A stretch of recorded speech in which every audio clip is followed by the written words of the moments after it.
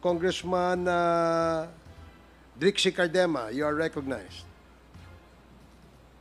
Thank you, Mr. Chair. Good evening po. Just a manifestation. This is a manifestation. Yes, Okay. Chair. Please proceed. Tayo ditong mga kinatawan ay ibinoto lamang ng ilang libong Pilipino. Ngunit ang kasama natin ngayon ang Pangulong Duterte, ang most voted Philippine leader ng 2016.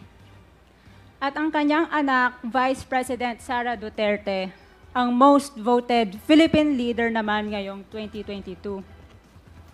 I would like to manifest na gusto ng sambayanang Pilipino ang pagdurog niya sa mga kriminal, durugista at NPA na terorista.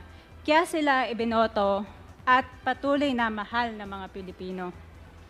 Kaya gusto natin ng patas na hearing.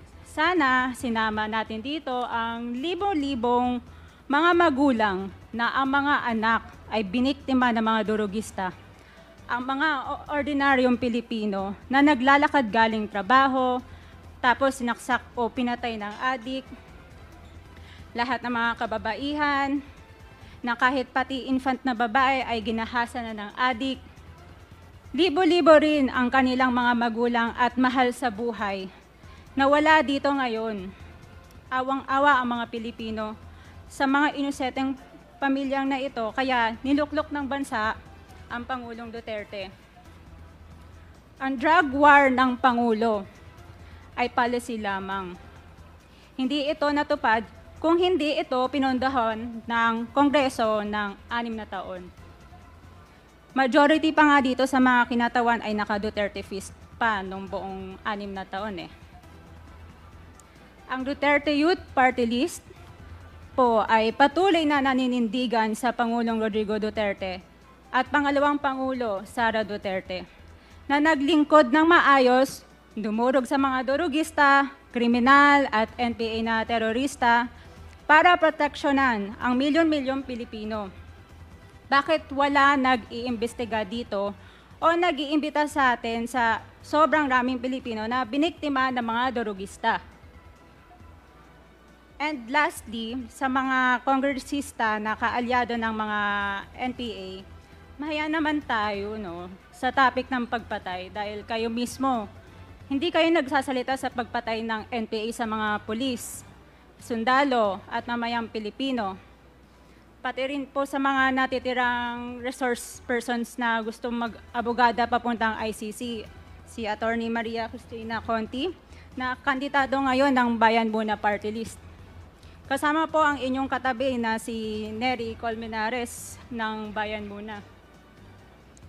Sa NPA, nire-recruit ang mga kabataan para pabagsakin ang gobyerno at pumatay ng mga pulis, sundalo at tropa ng gobyerno. Di nyo naman kinokondena ang pagpatay nila. Ang kinokondena nyo ngayon ay ang dalawang naging most trusted leaders ng bansa na todo effort protektahan ang milyong-milyong mga Pilipino.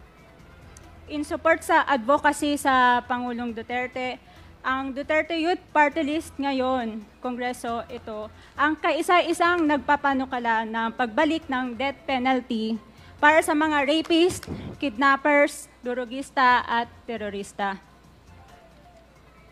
In behalf of the Duterte Youth Party List, kami ay nagpapasalamat sa todong suporta ng Pangulong Duterte at VP Sara Duterte sa mga tropa ng gobyerno at sa pagdurog nyo sa mga kriminal, durugista at NPA na terorista.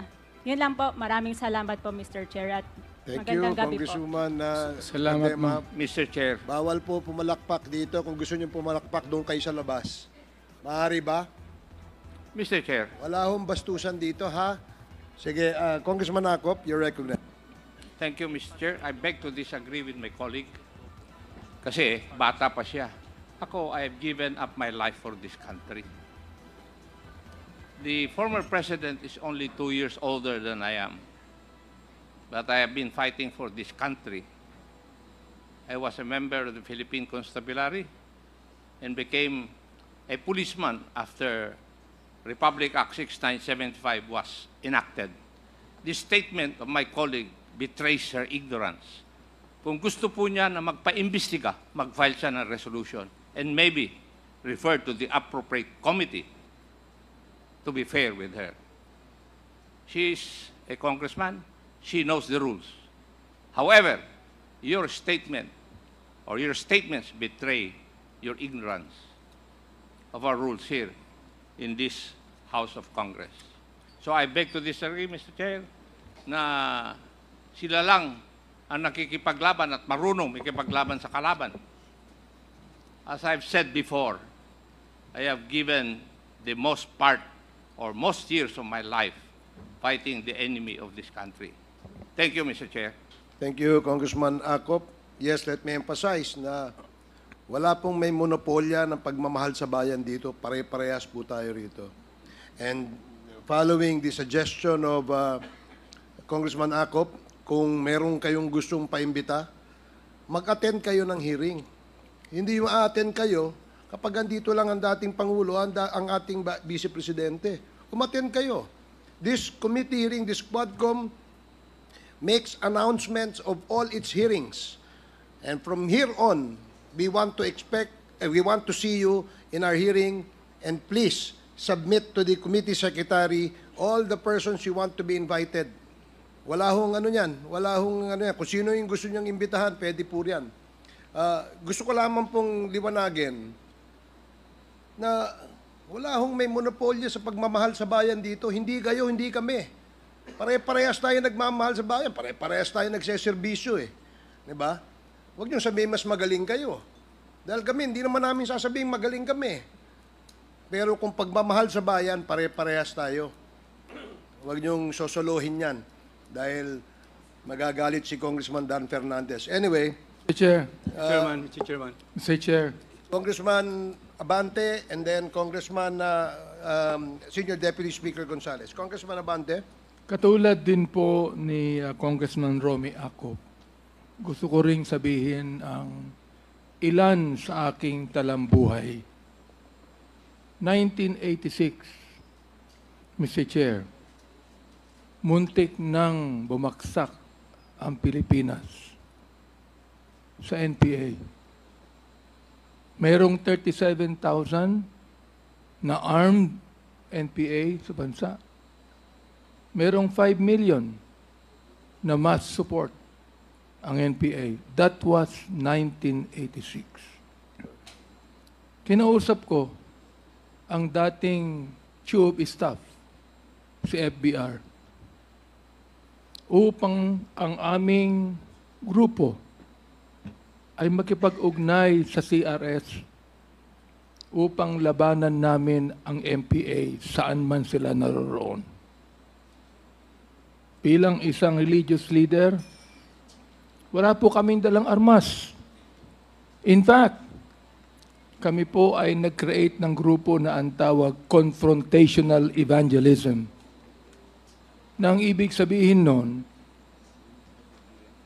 habang NPA ay naghahasik ng lagim sa mga bayan, kami naman ay nagtuturo ng Biblia at ng tunay na kalayaan sa bayan. Ako din po ang isa sa mga nag-suggest kay FBR nung araw na magtayo ng isang civilian force na magiging kasama ng armed forces. Naging pangulo po sa FBR. Kasama po ako doon. Naging konsyal ako ng Maynila. Andiyan po si Atty. Bebot Bello. Alam po niya na magkasama kami sa lakas nung araw. So tama po ang sinabi ni Congressman Acop, ni Congressman Ace Barbers, na lahat po tayo nagmamahal sa bayan.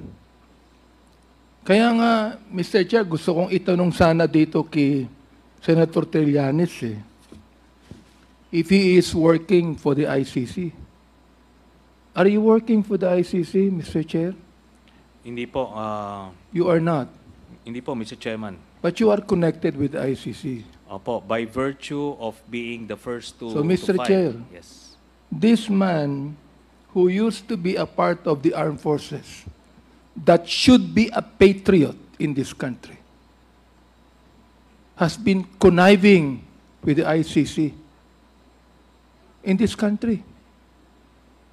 Now, we would like to have a balance here. Hindi po yung unfair tayo o bias tayo. Balance lang tayo dito. Hindi natin dito inaakusahan ang sinumang personalidad. Issues. Kaya nga sinasabi ko sa ating former president, hindi ko maintindihan kung bakit kinakailangan pumatay tayo ng 30,000 people sa war on drugs. Naniniwala po ako sa war on drugs, Mr. President. Suportado ko na ayaw natin ang bansang Pilipinas mahulog sa kuko ng mga drug pushers and drug lords. Ang nakakapagtaka lang, Mr. Chair, kung bakit kakaunti lang ang napapatay ng mga drug lords at drug traffickers at libo-libo ang napapatay ng mga drug pushers at daan-daan ang napapatay ng mga drug users. Huwag natin pag-usapan dito ang ideolohiya. Pag-usapan po natin dito kung paano natin pagagandahin ang bansang Pilipinas. Yan po ang pag-usapan natin dito, Mr. Chair. Maraming salamat po. Thank you, Congressman Abante. Mr. Chair, our senior Mr. deputy. Chair, would like to manifest. Yeah, but before Okay. I recognize you, I will recognize Senior Deputy Speaker Don Thank you, Gonzales. Mr. Chair. Thank you, Mr. Chairman. My dear colleagues and the former President, our Vice President, for the information of our colleague, Congresswoman Ordenas. Ang tanong po, bakit nandito po tayo ngayon? Because I'm the one who stood up in the floor last August 5, for your information, na calling for a joint investigation for the pressing issues of extrajudicial killings, illegal drugs, and illegal activities linked to Philippine offshore gaming operators. There are a lot of House resolutions. I filed also a House resolution number 1346 directing the conduct, the inquiry in my own town in Mexico, Pampanga, and you know all of that, that doon po nakita yung worth 3.6 billion pesos na 560 kilos of shabu. And that is in my district, and that is in my province, and that is our town in Mexico. And nakita po din natin yung 3.8 billion worth na intercepted sa Subic Port na inotor po ni Congressman Jeffrey Conghun. Sinabi ko po lahat ito, there are a lot of House resolutions and we have consolidated. That's why this Quadcom form na dumaan po sa tamang proseso, dumaan po sa Committee on Rules, and I think this is the first time in the history of Congress since 1907. This is the first time na nagkaroon po tayo ng Quadcom Committee. So, wala po itong personalan, wala po itong politika, ma'am. Hindi po kami, kay former President, wala po yun, ma'am. At sa ating Vice President, do not monopolize the love of country. Mahal po natin lahat ang bansang Pilipinas. Kami po, dito, nakatayo kami. We are staying here up to 2:30 in the morning. We are inviting all resource persons to dig it out what is true. Kung sino po, hindi naman ibig sabihin, in-invite ka rito, akusado ka na. Hindi po. There are a lot of witnesses going to the office of our chairpersons of these various committees to testify, to tell the truth, At kami naman po, hindi naman po basta-basta kinukuha natin yung mga witnesses. So I repeat, Mr. Chairman, thank you again for the opportunity. And I would like to enlighten our co-members, the members of this 19th Congress, please attend this Quadcom hearing. Totoo po yun. Hindi lang po andito ang ating former president ngayon. Nandito kayo. Hindi lang po nandito si Vice President Sara ngayon. Nandito kayo. Hindi po ganyan. Kahit sino po tapat, wala tayong pinipili. This is the love of country. Maraming salamat po, Mr. Chairman. Thank you, Congressman Gonzales. Next, Congresswoman Castro. Thank you, Mr. Chair. Palabas na sana ako, pauwi na talaga sana ako. Kaya lang narinig ko yung manifestation ng ating kagalang-galang na colleague, Representative Cardema. Alam niyo po, Mr. Chair, paulit-ulit yan yung manifestation na yan.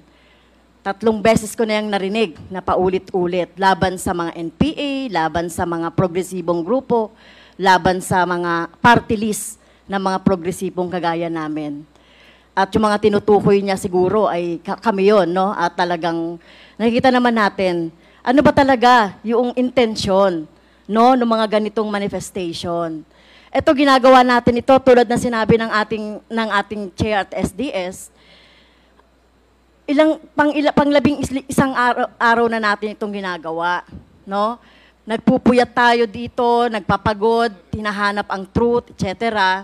Para lang makita natin, 3,000 ang napatay, more or less, sa panahon ni President Duterte ng EJK. So, wala ba yan sa inyo? Karamihan dyan, mga kabataan na walang kamalay-malay na naging biktima, Mr. Chair, ng ng mga karumal-dumal na mga pagpatay sa panahon ni President Duterte. I know, idol mo, si former President Duterte, Mr. Chair, idol ng ating colleague dito, kahit na yung ating Vice President. Pero dapat po, ang tingnan natin dito ay yung kapakanan, lalong-lalo na yung ating mga kabataan. No? Kaya po, at isa pa po, Mr. Chair, hindi natin pinapayagan sa ating committee yung pag-disrespeto sa ating mga resource person. Narinig ko rin na binabanggit yung mga pangalan ng ating mga resource person na nandito. So dapat po, igalang natin yung rules kung gusto nating makatulong at gusto nating magtrabaho dito sa Kongreso, kasi ito naman talaga yung sinumpaan natin, ito naman talaga yung mandate sa atin, ay tumulong na lang kayo, no? Tumulong na lang kayo. At hindi yung ganito, tama yun, maghain tayo ng resolusyon para kung gusto nating may ma-resolve na problema, like yung problema halimbawa ng patuloy na armadong pakikibaka, bakit ba merong mga armed struggle? Nilulutas natin yan hindi sa madugong paraan, hindi sa militarisasyon. Kaya nga tayo ay nagkakaroon ng peace talks, di ba? Dapat magkaroon ng peace talks at hindi ito, ng militarization, yung ating laging iniisip at laging sinasabi natin na terorista si ganito at si ganon. So, Mr. Chair, pasensya na po kasi nagiging irrational, yung mga ganitong mga statement ng ating colleague, pasensya na, with due respect. Sana hindi na maulit ito. At aasahan natin, tama po, aasahan natin sa mga susunod na mga hearings, si Representative Cardema, na tumulong siya sa atin sa paghahanap ng truth dito sa ginagawa natin sa Quadcom at sa iba pang mga hearings, Mr. Chair. Thank you. Maraming salamat, Congresswoman Castro.